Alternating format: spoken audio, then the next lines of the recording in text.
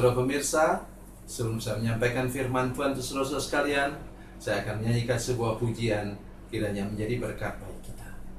Jalan Salib.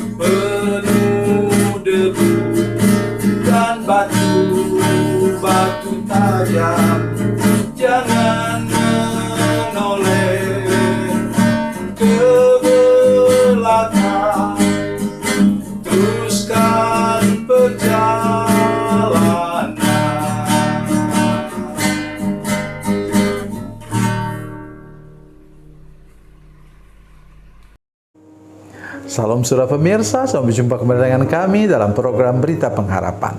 Saudara pemirsa, hari ini saya ingin menyampaikan sebuah rahasia besar. Bagaimana saudara dapat menang dalam rumah tangga, dalam usaha, dalam apa saja dalam kehidupan ini. Mari kita berdoa sebelum kita lebih jauh mendengarkan firman Tuhan ini. Bapa, dalam nama Yesus, terima kasih untuk firman Tuhan yang ajaib dan luar biasa yang kami dengar sebentar. Tuhan nyatakan kuasa mujizat-Mu kepada seluruh pemirsa dan semua jemaat yang menyaksikan program ini. Terima kasih Tuhan, terpujilah nama-Mu dalam nama Yesus. Amin. Mari kita membaca Alkitab kita dari Perjanjian Baru, saudara pemirsa. Perjanjian Baru 2 Korintus 4 ayat 1. 2 Korintus 4 ayat 1.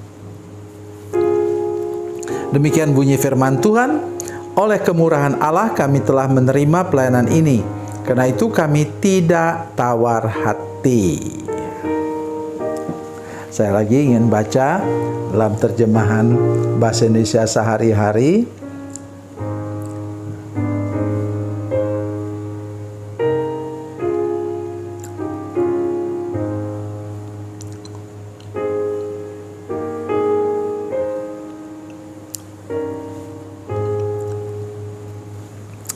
Perhatikan saudara sekalian.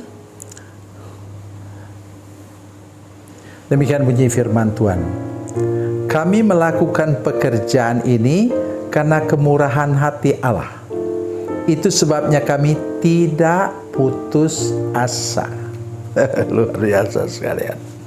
Jadi kita itu seringkali putus asa karena kita tidak mengerti bahwa apa yang kita terima ini adalah datang dari kemurahan hati Tuhan. Saya selalu menggunakan kata-kata ini untuk mengajar jemaat. Oleh kemurahan hati Tuhan, saya menerima istri ini. Oleh kemurahan Tuhan, saya menerima suami ini. Oleh kemurahan Tuhan, saya menerima bos perusahaan ini. Atau kalau kita bos, kita katakan, oleh kemurahan hati Tuhan, saya menerima karyawan ini. Ada karyawan yang susah diurus juga ya, saudara. Oleh kemurahan Allah, saya menerima murid-murid ini kalau sudah guru. Oleh kemurahan Allah, saya menerima guru atau dosen ini. Ada istilah begini pada waktu saya 17 tahun, saudara sekalian, sebagai menjadi dosen. Nah, seringkali ada istilah dari mahasiswa, dosen killer. Ya. Padahal maksudnya ialah dosen itu baik hati, tapi dia mau supaya skripsi itu sempurna, maka diperbaiki sampai 2-3 kali. Tapi mahasiswa yang mengerjakannya bosan juga, kasihan. Jadi kalau kita menerima segala sesuatu dari kemurahan hati Tuhan, maka kita aman. Kita tidak pernah putus asa. Coba saya lihat hasilnya. Kalau kita menerima segala sesuatu dari Tuhan. Ayat 8 dan 9. Dalam segala hal kami ditindas, namun tidak terjepit. Kami habis akal, namun tidak putus asa. Kami dianiaya, namun tidak ditinggalkan sendirian. Kami dihempaskan, namun tidak binasa. Itu saya katakan dihempaskan itu pakai kata smack down, tapi tidak binasa. Hasil dari mana? Karena kita menerima segala sesuatu dari kemurahan hati Tuhan.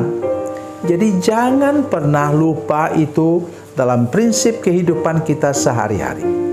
Juga begitu dalam gereja. Oleh kemurahan Allah, saya menerima majelis-majelis ini.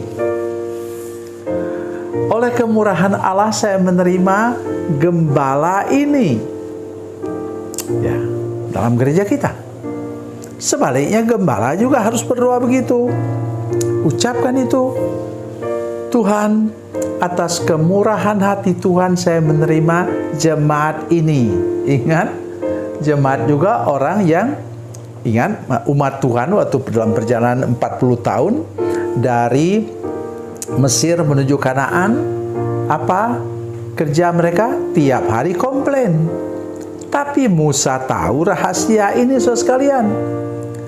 Jadi dia menerima jemaat itu atau umat Tuhan yang tukang komplain, tukang mengeluh, tukang bersungut itu sebagai datang dari kemurahan Tuhan. Karena dia tahu dia diangkat menjadi pemimpin oleh karena kemurahan Tuhan, kemurahan hati Tuhan. Saudara sekalian, saya ingin mengajak kita sekarang melihat bagaimana kita bisa menerima kemurahan hati Tuhan. Mari saya mengajak kita membaca Galatia pasal 5 ayat 22 dan 23. Galatia pasal 5 ayat 22 dan 23. Demikian bunyi firman Tuhan. Katanya, tetapi buah roh ialah kasih, sukacita, damai sejahtera, kesabaran, kemurahan, kebaikan, kesetiaan, kelemah lembutan, penguasaan diri. Tidak ada hukum yang tentang hal-hal itu. Coba perhatikan. Kemurahan hati tadi datang dari buah Roh Kudus yang keberapa? Kasih, sukacita, damai sejahtera, kesabaran, kemurahan.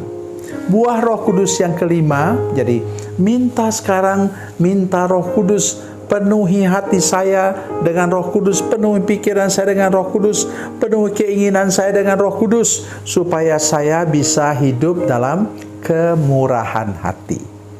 Jadi Tuhan memberi kita kemurahan, buah kemurahan, maka kita menyebarluaskan kemurahan hati itu. Nampak saudara sekalian, orang yang tidak murah hati dan orang yang murah hati.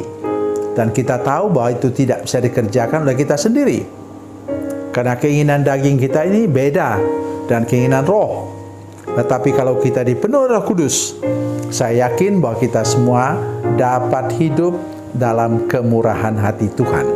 Tuhan Yesus memberkati, Tuhan Yesus baik. Mari kita berdoa. Bapa, dalam nama Yesus, terima kasih banyak untuk kasih dan anugerah Tuhan kepada kami hari ini. Kami menantikan lagi pertolongan dan mujizat Tuhan, supaya kami hidup dalam kemurahan hati Tuhan, menerima pasangan, menerima bos, menerima anak buah, menerima murid, menerima guru atau dosen, sebagai kemurahan hati Tuhan. Terima kasih Bapa di surga, buat kami hidup berkemenangan hari ini. Dalam nama Yesus, haleluya, amin.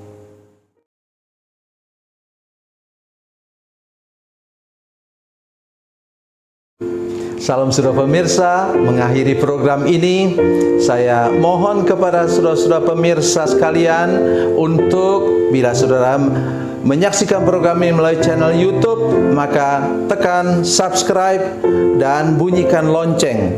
Dan bila saudara menyaksikan program ini melalui channel Facebook, tolong saudara-saudara sekalian tekan like dan juga komen.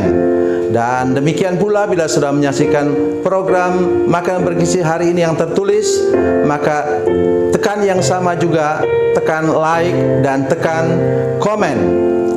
Dan tolong saudara-saudara sekalian untuk membagikan program ini, share program ini di channel saudara-saudara sekalian, supaya lebih banyak lagi orang diberkati melalui program ini. Tuhan Yesus memberkati, Tuhan Yesus baik.